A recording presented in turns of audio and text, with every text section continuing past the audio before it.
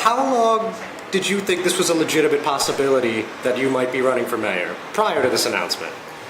Oh, prior to the announcement, I was planning on running for re-election for a third term and kind of continuing the good work that the mayor's been doing. So when she asked me to run, I was obviously very flattered. It's a very serious decision to be the mayor of Hoboken or to run for mayor. I've seen the mayor serve, how hard she's worked, how much progress she's made together with the city council, and I felt an obligation to the community to continue that good work. So prior to the press conference, how much notice did you get? Are we talking a couple days, a few hours, a few weeks? Oh, it's a blur now, but it was short notice. Okay. So this wasn't something in, like, say, February, you're like, well, I might have to jump in or something. This wasn't something It was short notice. Okay. All right.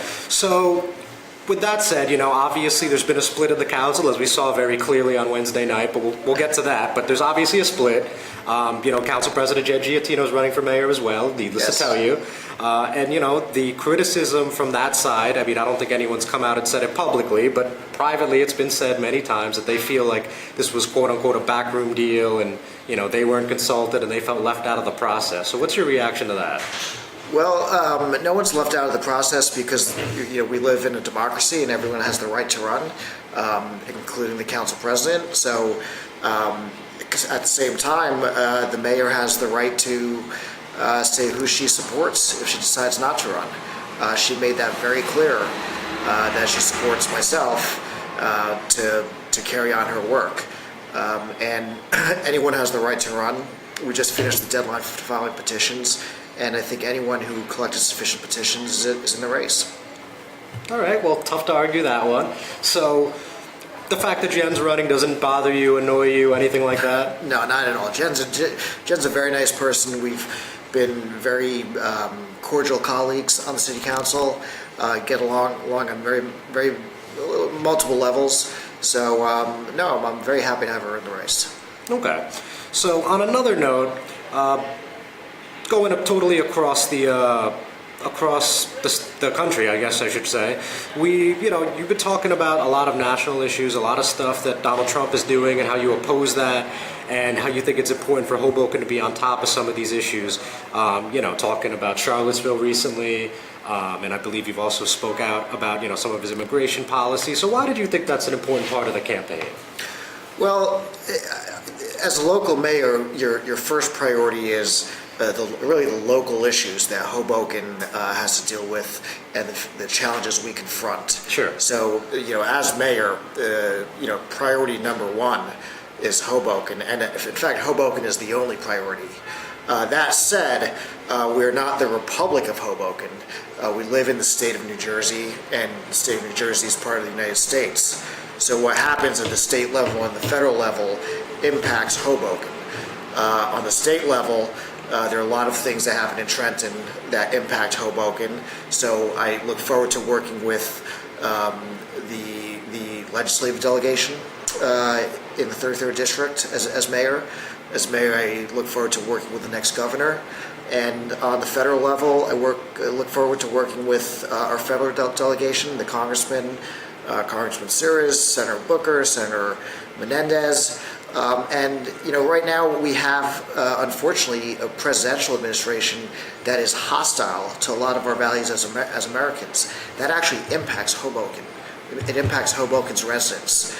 We have a president who thinks climate change is a hoax. We all know from Superstorm Sandy that climate change is real. As we speak today, we have a hurricane in Florida that's coming and hitting the coast of Florida a week before a hurricane in Galveston, Texas, and then another hurricane. So we know that climate change is here, and from Superstorm Sandy, we've seen its effects. So whether it's that, whether it's the repeal of DACA, which impacts Hoboken residents, whether it's the transgender ban on the military, whether it's immigration rights, all of these issues impact Hoboken residents. So it would be an abdication of the duties of a mayor to remain silent on issues where our rights as Hoboken residents are under assault. So anytime the interest of Hoboken is at issue, with Hoboken being my priority, you can count on me to speak out. Gotcha. So it's not just always about, the small picture. You want to think about the bigger picture as well, of course. So You've got to take everything into account. You got to keep the streets clean. You got to make sure the trash is collected on time. So you got to take care of these things fundamentally. But you got to remember that we live in the United States of America, and what happens at the federal government in Washington impacts us. And if it impacts us adversely, a leader needs to speak out and protect the rights and interests of Hoboken residents. Understood. So let's go back to the hyperlocal for a moment here. So I know you've spoke out on a few policy-related things. You're talking about a city-run pool, a city-run summer camp for the kids, a bunch of other initiatives involving some of the parks. So, and I know you've also recently put some thought into education. So can we just talk a little policy here? So how do you envision this rec programs coming about, and how quickly do you think that could be enacted? Who's going to pay for it? Like, how do you foresee that happening if elected? Well, we are the only campaign that has actually put out substantive policy proposals on 3 issues so far.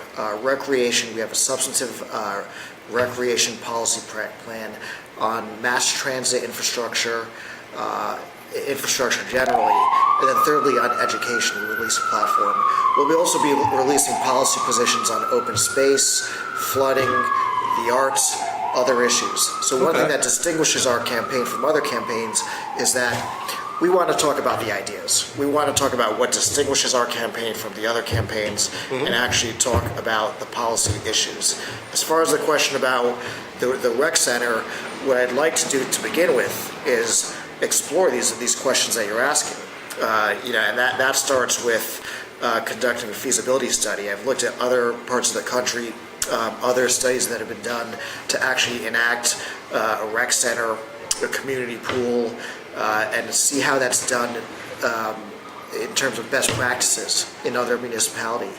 The summer camp for students, that's in place in a lot of other municipalities. So what we'll start with is essentially a feasibility study, relying upon the good work that the Stevens students have already done, which suggests that if we take up the entire footprint of the current multi-service center, you could potentially have a 6-story state-of-the-art indoor recreation facility, including a community pool that could be used year-round. All right, and I mean, obviously you're not mayor yet, and the race is obviously not determined. So if you had to take an educated guess, though, how long do you think it would take to implement these kind of policies? It's difficult to state, and it would probably take a certain number of years. But what we do is we want to do things right. I'm a big believer in long-term planning, whether it's from a land use perspective, urban planning. Things don't happen overnight, but I want to run an efficient government. So make sure that we get things done on time, under budget. So speaking of efficient government, let's get back to that council meeting from Wednesday. Obviously, the efficiency of the meeting is up for debate, but the end result was the new Suez deal was pulled. Obviously, the council members did not agree with the mayor, and they felt like this was a bad deal for X, Y, or Z. I mean, many of them stated they had questions that they didn't feel were answered. Obviously, you recused yourself, so you were not a part of this discussion. You were just a casual observer. But just looking at it from afar, I mean, what was your take on this whole matter? Well, it's unfortunate when you see gridlock in terms of the working relationship between mayor and city council. One thing I've learned as a council member for 8 years, also being the longest serving council member of any candidate for mayor, is that in order to move the city forward, in order to get things done, you need a council that's cooperating with the mayor. It doesn't mean rubber stamping, but having a working relationship with the mayor. That's essential to move the city forward. That's part of a lot of the successes you see with Mayor Zimmer in terms of erasing structural deficits in her budget, in terms of Moody's and Standard and Poor having us go from a junk bond status to a AA plus status.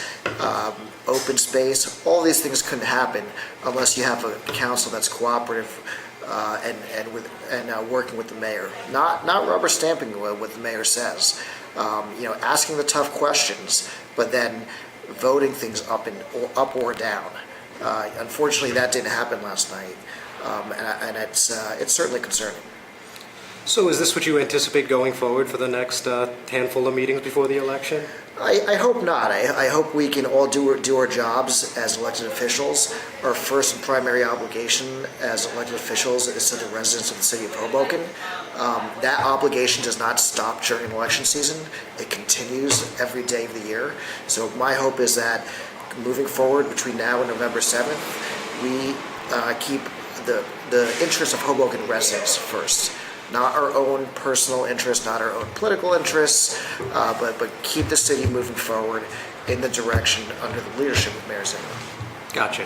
So now as far as the actual recusal in this matter, I mean, I read the email that you addressed to the council and Business Administrator Stephen Marks and your running mate Emily Jabor, and basically it said, it listed a number of reasons why it wasn't a conflict, but you decided to recuse yourself anyway. So why did you think that was the right call here?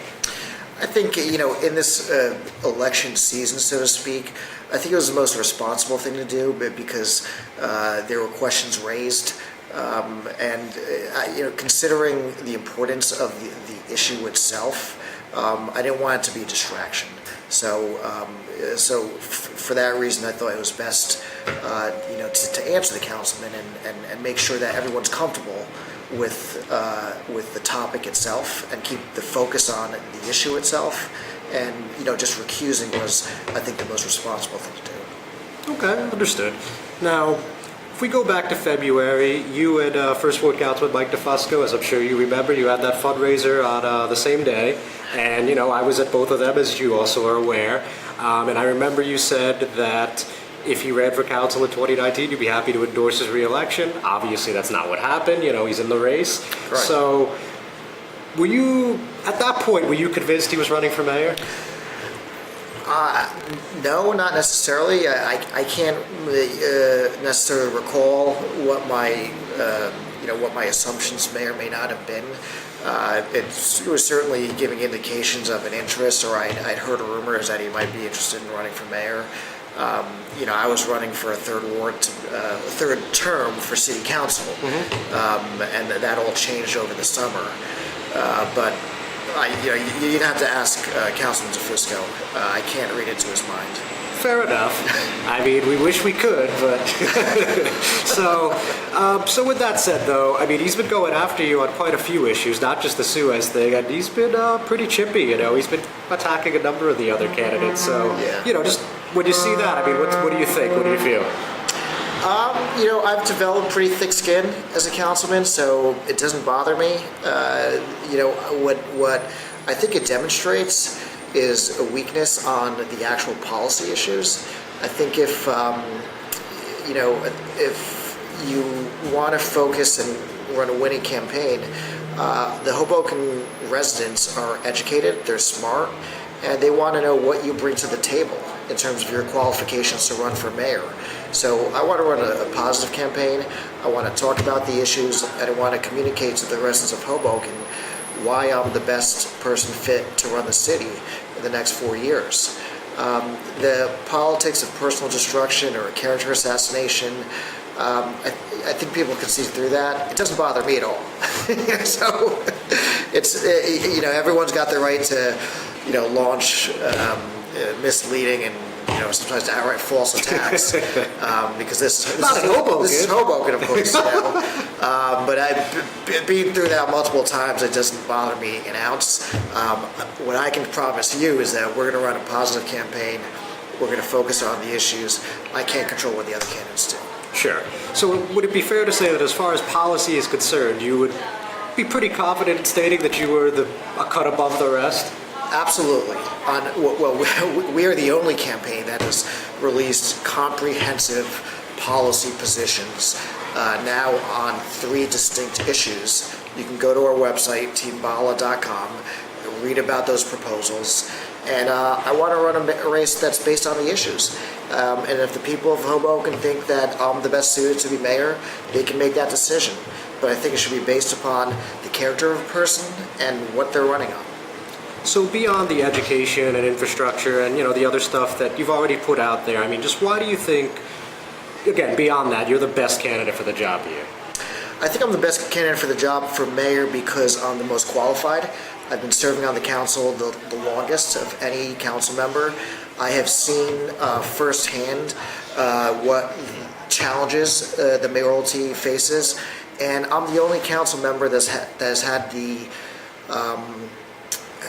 the opportunity or the obligation to make really hard decisions. Mm-hmm. So when we had to downsize the police department, when we had to downsize City Hall, those were hard decisions, but that was the only way through personnel cuts that we're going to reduce taxes. So we were able to achieve substantial tax reductions, but it wasn't easy.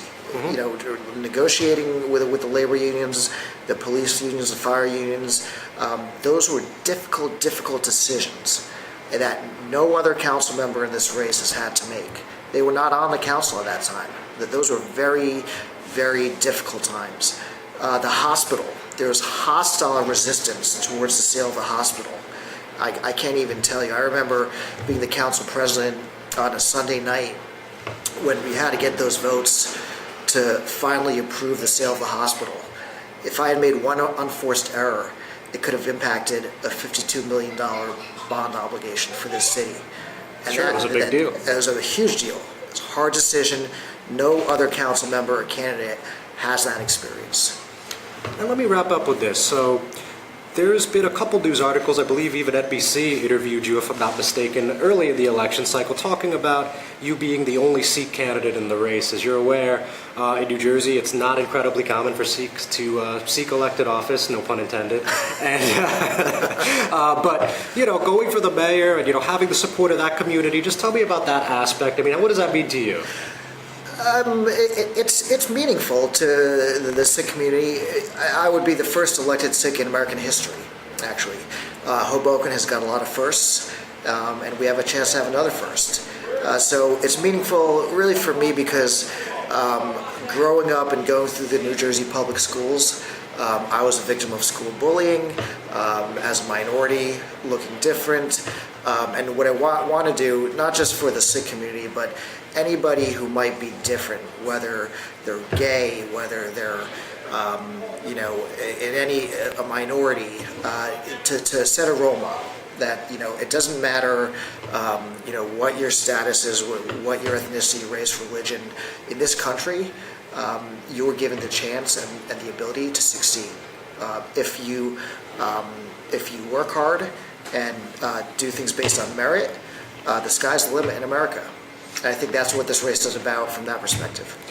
So, finally, some have said, privately, but I'm sure you've heard it, that for that reason you're quote-unquote unelectable. I mean, what's your reaction to that? That's okay. That's what people said 8 years ago when I ran for city council. They said, you're not from this ethnicity, you're not from that ethnicity. How many Sikhs live in Hoboken? I said, well, my brother does, and I do. That's good enough for me. They said, well, how many Indians live here? How many Asians? And they said, where are you going to get your vote? Who's going to vote for you? And at that time, I didn't know. I thought maybe maybe I am unelectable. Maybe I am. But I worked hard. I focused on the issues. I ran a positive campaign, and out of 12 candidates, I was the highest vote getter. So I think that is an example of the fact that people in Hoboken don't care about your race, religion, ethnicity, sexual preference. They care about your ability to deliver on the issues. If you're on the merits, the best candidate, you have a chance to win. Gotcha. Councilman, it's been great having you. Hey, it's thanks a for great having me. discussion. Next week, you could hear from Council President Jen Giattino. Bad times don't last, but bad guys do. That's why you need me and I need you. We'll catch you guys next week. Take care.